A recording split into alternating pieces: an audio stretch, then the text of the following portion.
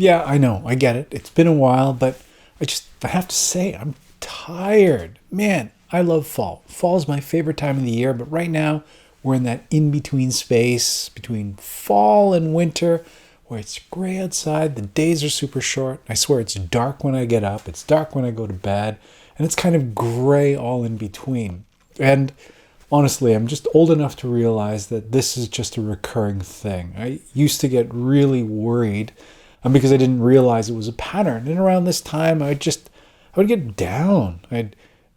I'd reconsider, my place in the world and think, what am I doing? I'm going nowhere as far as my career goes, and my job is sort of a dead end. And like, what am I doing with my time and the rest of it? But at this point, I realized it's an annual thing, and so it's helped. I just sort of lean into it a little bit more with each year, but I know it'll pass with the tail end of December, early January.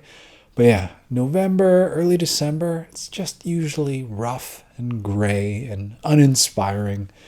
And certainly with COVID going on, we're going through a second lockdown here where we are in southern Ontario. Certainly isn't helping things. But I know it will pass, even in these sort of outlandish and outrageous times.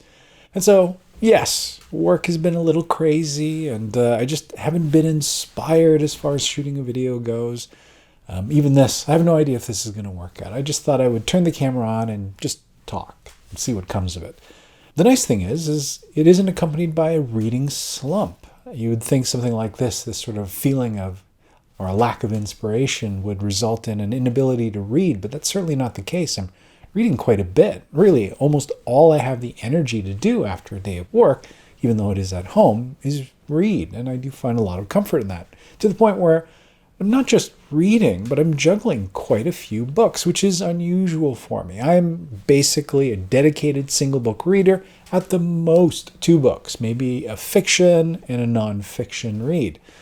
But I think I'm juggling almost 4 different books right now, and it seems to be fine. It just suits my mood and just lets me get underneath the blankets, just cozy up, read a book. So I just finished Beowulf, the new translation by Maria Devana Headley. And this isn't exactly what you expect. It isn't your traditional translation with your lo's and beholds and betwixts and things like that. I mean, the very first sentence of this book is bro, which at first is sort of disconcerting, but it is really almost pitch perfect. It gives you a real sense that, yes, this is a story that usually was shouted over the din of people drinking mead or beer in some fest hall, this bro-y atmosphere, and that just sort of situates you perfectly. And it is a little disconcerting to read. I mean, Headley uses things like bling, bro, swole,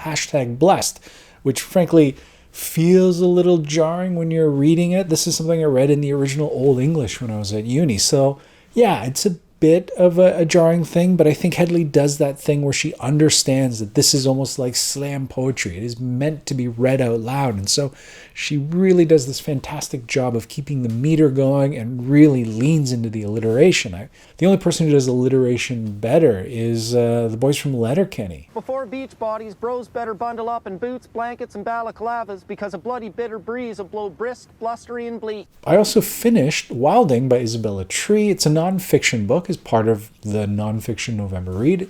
We're reading it with the Discord. It's our month pick.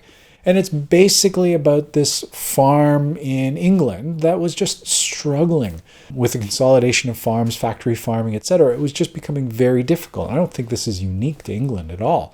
They decided to not only just let it go fallow, but almost take an aggressive rewilding approach to the farmland that they had. So it's not just bringing in native grasses and letting the weeds sort of take over, letting the trees die, drop their branches or uproot themselves and let them sit there, creating all these ecosystems of fungus and invertebrate insect species that are taking over.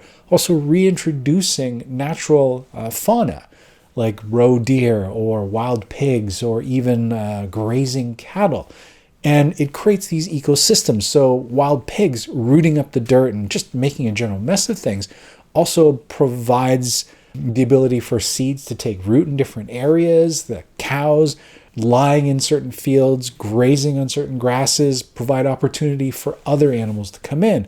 And it's messy and sort of against our idea of what nature, even wild nature, should look like. We have this tendency to even want to tidy that up or create tight borders around it.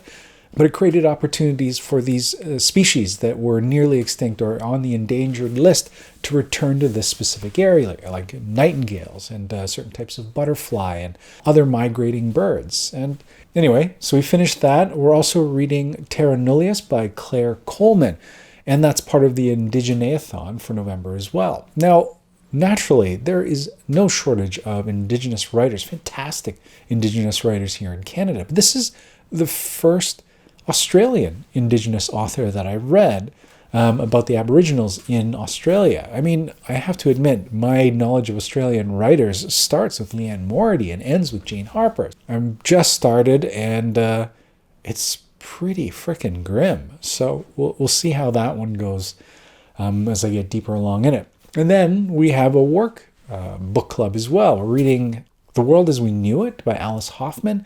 It's a Holocaust novel with a little bit of magical realism. There's a golem that's involved there. I'm just starting it out, and I still don't know how I feel about that one yet either. It's okay, I guess, so far. I mean, she's doing a great job juggling a whole host of characters, and I've really got them all clear in my head, which is no mean feat. The golem seems a little weird in this environment, and it's just this sort of Holocaust story. It's not resonating as much as I thought it might, and maybe it just needs to coalesce and come together as further I get into it. Maybe that'll be the case. And again, this could all be the case of like my fuzzy sort of head. I mean, we've been under lockdown for a long time, and of course, other people are battling, different things in their lockdown. I do feel very lucky to be able to work and have my family here with me that I get along with really well, and I don't know, we get out for walks 3-4 times a day, and it's nice, but it's also been a long time since I've seen my folks or just even seen other people. These small little things that you take for granted. I don't even know why I'm telling you. Of course you know this, but going to a bar, having a beer with friends or coffee at a cafe. I mean, those small little things that get you out of the house, that's just sort of disappeared, and it doesn't look like it's going to change anytime soon. And I have to say, I don't think I'm going to miss, commuting in the wintertime and scraping off the windshield of the car first thing in the morning when it's pitch black and minus 15 degrees outside, and getting the car warmed up, driving in the slush and snow to the office, and doing the same as I leave at the end of the day. But, oh, man, it's just been a long time under lockdown. And so, yeah, I think things are a little fuzzy. And while I am reading, it's not as sharp a reading as I might normally have. But again, much like this video, it seems a little rambly and just disconnected. I don't know. Are you guys feeling the same way? Or maybe it's just me? It's probably not just me. Anyway, the other book I'm reading right now is Dune by Frank Herbert. Dune, I'm sure you're very well aware of. It's like the Mount Rushmore of sci-fi novels, I guess. And this one seems like such an indulgent read. It's a reread. It's been decades since I've read it, but it's a huge, thick book. And of course, it's prompted somewhat by the trailer for Denis Villeneuve's new movie Dune coming out probably next year by the time it gets released. The thing is, Villeneuve has got this ability to film the unfilmable. The Arrival, again, the short story itself, you read it, fantastic, but you'd never think it would even be possible to make that into a movie, let alone a good movie. And then to do a sequel to Blade Runner, I mean, that's just ridiculous. One of the most revered sci-fi movies, responsible for the very look of a lot of sci-fi that came after it. And to actually think that you could pull off a sequel. Imperfect, but still, I thought a really good movie. And who does that? So I have a lot of faith in his ability to pull off Dune as well. And so I came back and I started rereading it. Damn, it is really, really good. I'm enjoying it immensely. Yeah, and it feels really indulgent. And I love the fact that there's not just read-alongs online, but like dissections of each section. I haven't had something like that since The Infinite Summer, where they had a whole bunch of people reading and analyzing text of David Foster Wallace's Infinite Jest. And I just love that online community that can be created around a book. So anyway, that's part of the things that I'm enjoying right now. So it's also the time of the year where a lot of best of lists are coming out as far as books of the year. I didn't read a lot of front lists this year, but I don't know. I'm hoping over the holiday season I get to tackle some of the books in these best of lists. It's been an odd year, not only for every one of us, but the publishing industry as well. I don't know. We'll see what gets mentioned in some of these lists and maybe pick up one or two and read them over the holidays. Anyway, that's it. I feel like I'm just sort of rambling on. I just wanted to get in front of the camera and just shake it all off. I just got to get rid of this gray fuzz that's in my head. And again, I know this will pass the closer we get to the Christmas season and certainly into the new year. It's just hard to believe that we are nearing the end of the dumpster fire that's been 2020. Here's hoping that 2021 is a little bit better. All signs are pointing to a lot of positive things. We've got 2 COVID vaccines that are rushing to get released. Obviously, there's going to be issues on distribution and how it gets disseminated out throughout the world, but that is still hopeful and nothing short of a miracle to think of how quickly this vaccine, from the time the virus was discovered to 90-95% efficacy in these vaccines.